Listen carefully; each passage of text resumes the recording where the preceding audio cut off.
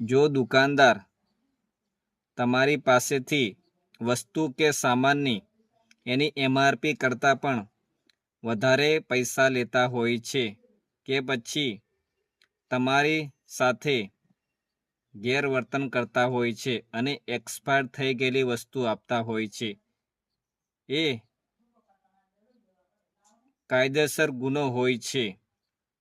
એ દુકાનદાર વિરુદ્ધ તમે 1915 એટલે કે 1915 પર તમે કોલ કરીને એ દુકાનદાર વિરુદ્ધ તમે ફરિયાદ નોંધાવી શકો છો. આ વિડીયો સારો લાગ્યો હોય તો સબસ્ક્રાઈબ પણ કરી દેજો અને આપણા ગ્રાહક મિત્રોને આ વિડીયો શેર પણ કરજો.